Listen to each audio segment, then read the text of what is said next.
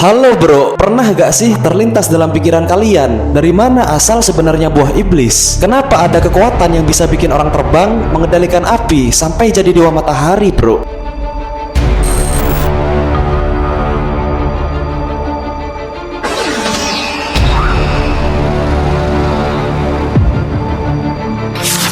Jadi kali ini kita bakal bahas tuntas misteri terbesar di dunia One Piece, yaitu asal-usul buah iblis. Mulai dari fakta canon yang sudah diungkap Oda, teori-teori liar dari para fans, sampai kemungkinan jawabannya di final saga nanti bro. Jadi siapkan logpost kalian dan ayo kita berlayar ke dunia penuh misteri. Fakta canon buah iblis. Jadi bro, buah iblis itu terbagi jadi 3 jenis utama. Yang pertama, paramesia. Buah ini bisa memberi penggunanya kekuatan yang sangat beragam, mulai dari mengubah tubuh, memanipulasi sesuatu, hingga menciptakan benda baru. Contoh paling ikonik tentu saja Monkey di Luffy. Dengan Gomu-Gomu no Mi, tubuhnya bisa melar seperti karet. Awalnya emang terlihat konyol, tapi berkat kreativitasnya, Luffy mampu menciptakan berbagai teknik tempur mematikan. Ya, segundo. Ya, sado. Ya, push. Ya, hit.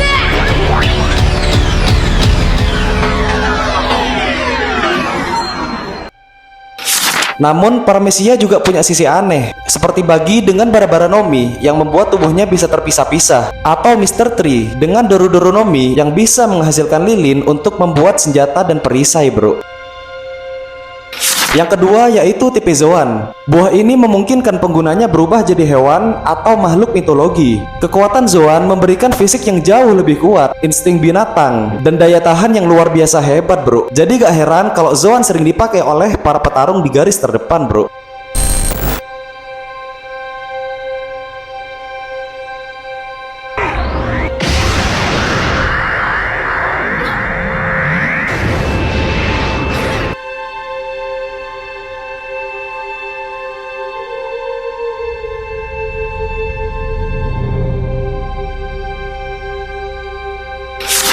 Yang ketiga, Logia, tipe yang paling ditakuti di seluruh dunia. Buah Logia memberi penggunanya kemampuan untuk menjadi, menciptakan, dan mengendalikan elemen alam bro. Bagi kebanyakan orang, melawan pengguna Logia sama aja dengan melawan bencana alam. Contoh klasiknya Admiral Kizaru dengan Pika-Pika no Mi yang memberinya kecepatan cahaya.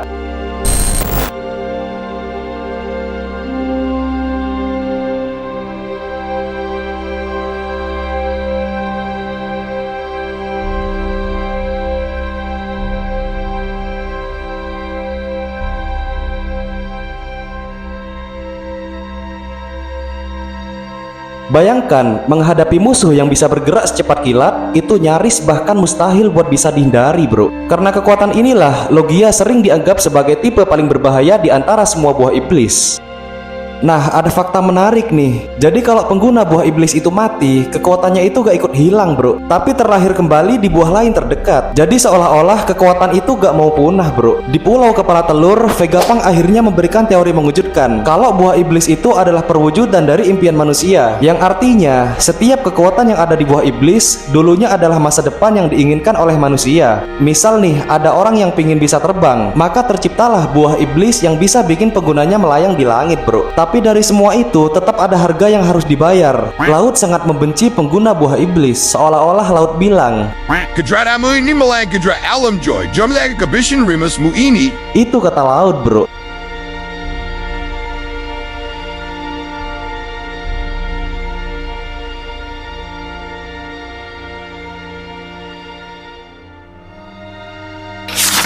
Teori asal-usul buah iblis.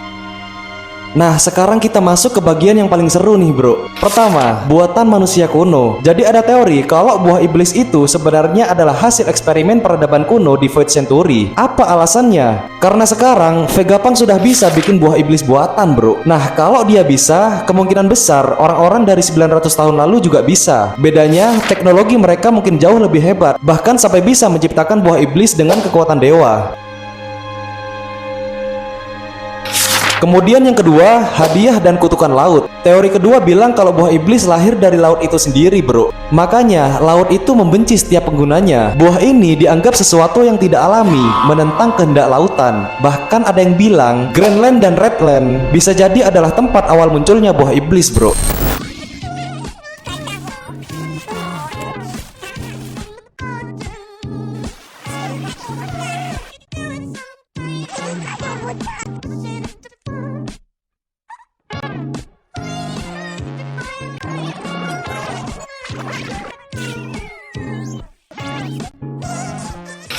Yang ketiga, kaitan dengan Joy Boy dan kehendak Di. Contoh paling jelas ada pada Luffy, bro. Dulu kita kira cuma Gomu-Gomu no Mi biasa, tapi ternyata aslinya adalah Hito-Hito no Mi model Nika atau yang kita kenal dengan sebutan Dewa Matahari, bro. Buah ini bukan cuma sekedar kekuatan, tapi juga membawa jiwa Dewa Matahari Nika. Jadi, bro, kemungkinan buah iblis lain juga menyimpan kehendak orang-orang dari masa lalu. Apakah ini berarti setiap pengguna buah iblis itu sebenarnya sedang membawa roh tertentu dalam tubuhnya? Tulis pendapat kalian di komentar.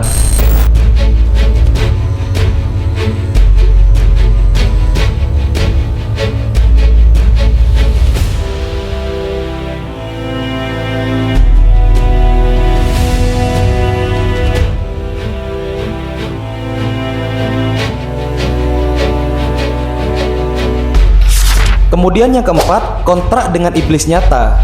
Menurut gua ini teori yang paling gelap, bro. Kenapa sampai disebut buah iblis? Ada beberapa fans yang percaya kalau buah iblis itu bukan sekedar buah, tapi kontrak dengan entitas misterius. Jadi roh atau iblis yang terkunci di dalam buah itu masuk ke tubuh pemakainya. Buktinya, beberapa buah terasa hidup seperti Yami Yami no Mi atau Opi Opi no Mi yang bisa memberikan keabadian bagi penggunanya. Kalau menurut gua ini yang paling masuk akal, bro. Soalnya kekuatan sebesar itu rasanya lebih cocok disebut kutukan daripada anugerah.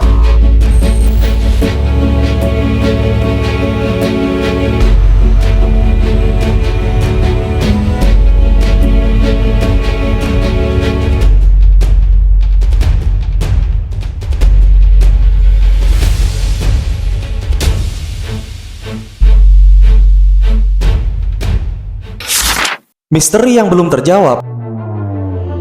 Kalau kita bicara tamat, menurut gua anime One Piece masih jauh dari kata tamat. Karena sampai sekarang masih banyak pertanyaan besar soal buah iblis yang masih belum terjawab. Contoh, siapa orang pertama yang menamai buah iblis? Kenapa kekuatan itu bisa diwariskan ke benda mati seperti pedang sepandam atau pistol Mr. Four? Apakah semua buah iblis punya versi asli dan versi buatan? Dan yang paling menarik, kenapa harus ada buah iblis yang jauh lebih kuat dibanding yang lain? Bayangkan, bro, Opi Opi no Mi bisa bikin seseorang abadi, Yami Yami no Mi bisa menghilangkan kekuatan lain, dan Gomu-Gomu no Mi ternyata adalah buah dewa. Apakah ini kebetulan atau memang ada tangan misterius yang memilih siapa yang pantas memakan buah tersebut? Ini baru tentang buah iblis, bro, belum termasuk misteri yang lain. Jadi menurut gua One Piece masih jauh dari kata tamat. Spekulasi Final Saga. Kalian tenang aja, bro, di Final Saga semua misteri ini pasti akan terjawab. Vegapunk kemungkinan besar akan bangkit kembali dan membongkar asal-usul buah iblis sepenuhnya. Bahkan mungkin kita akan tahu, bro, siapa yang menciptakan buah iblis pertama. Ada teori kalau Imu, sang penguasa rahasia dunia, punya hubungan langsung dengan buah iblis pertama, bro. Dan kemungkinan Uranus, salah satu senjata kuno, bukanlah senjata biasa, melainkan buah iblis yang lahir pertama kali. Yang jadi pertanyaan besar, setelah perang berakhir, apakah buah iblis akan menghilang dari dunia? Atau justru semua orang bisa mendapatkan kekuatan itu dan menciptakan era baru yang penuh kekacauan, bro?